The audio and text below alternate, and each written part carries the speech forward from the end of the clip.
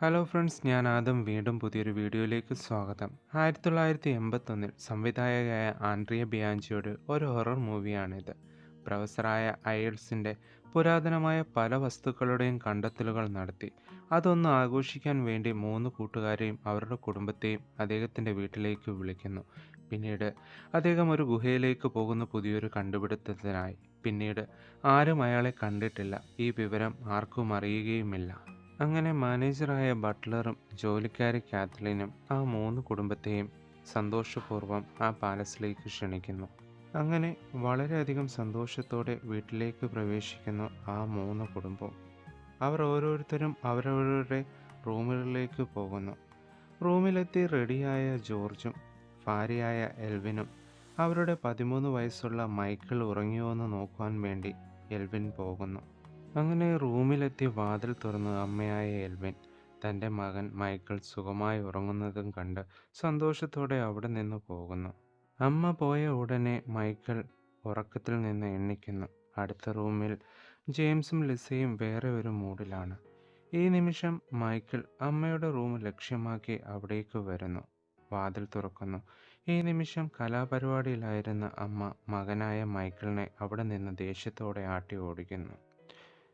ഇതേ സമയം അടുത്ത റൂമിലുള്ള ജാക്ക് വലിയ പേടിപ്പെടുത്തുന്ന സ്വപ്നങ്ങൾ കണ്ട ഭാര്യയായ ജനറ്റിനെ സമാധാനപ്പെടുത്തുവാനുള്ള തിരക്കിലാണ്.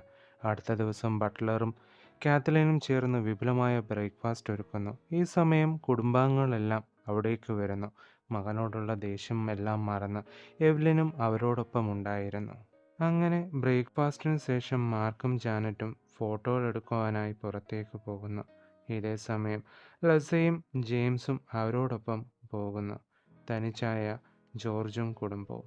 മകനെ സന്തോഷപ്പെടുത്തുവാനായി ജോർജും എൽവിനും മകനായ മൈക്കിളും കൂടെ പ്രൊഫസറിൻ്റെ പുരാതന വസ്തുക്കളുടെ ശേഖരണത്തിലേക്ക് പോകുന്നു. അങ്ങനെ പ്രൊഫസറിൻ്റെ വീട്ടിൻ്റെ പല സൈഡിൽ നിന്നും പലതരത്തിലുള്ള പോസുകളിൽ ഫോട്ടോ എടുക്കുവാൻ ജാനറ്റും മാർക്കും. ഉറക്കമില്ലായ്മ മാർക്ക് മറന്ന് ജാനറ്റിനെ സന്തോഷപ്പെടുത്തുവാനുള്ള പരിശ്രമത്തിലാണ്. ഈ നിമിഷം മരച്ചുവട്ടിലിരുന്ന് നല്ല കവിതകൾ എഴുതുന്ന ജെയിംസിനെ തിരക്കി ലസയും വരുന്നു. പിന്നെ അവരുടെ സ്നേഹപ്രകടനങ്ങളാണ്. ഇതേ സമയം ജോർജും എൽവിനും മകനായ മൈക്കിളിനെ കൂട്ടി പ്രൊഫസറിൻ്റെ പുരാവസ്തുക്കളുടെ ശേഖരത്തിലാണ്. അമ്മയുടെയും അപ്പൻ്റെയും സ്നേഹപ്രകടനങ്ങൾ കണ്ട് മൈക്കിൾ അവരോട് ദേഷ്യപ്പെടുന്നു. എന്താണ് കാരണമെന്ന് അറിയാതെ ജോർജും. ഈ സമയം അമ്മ മൈക്കിളിനെ സമാധാനപ്പെടുത്തുന്നു. വലിയ പരിശ്രമത്തിന് ശേഷം സമാധാനത്തിലായ മൈക്കിളിനെ കൂട്ടി അമ്മയും ജോർജും ബാക്കി കാഴ്ചകൾ കാണുകയാണ്. ഈ നിമിഷം വലിയ ഒരു നിലവിളി കേട്ട് ജെയിംസും ഭാര്യയും മാർക്കിൻ്റെയും ലസയുടെയും അടുക്കിലേക്ക് വരുന്നു.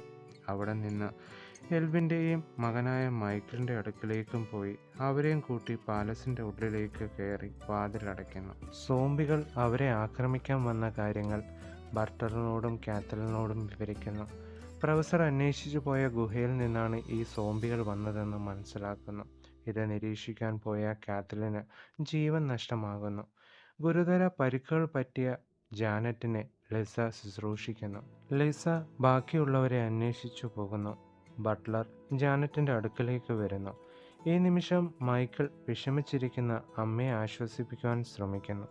അതിനുവേണ്ടി മൈക്കിൾ അമ്മയെ വിളിച്ചുകൊണ്ട് ആരുമില്ലാത്തൊരു റൂമിലേക്ക് പോകുന്നു.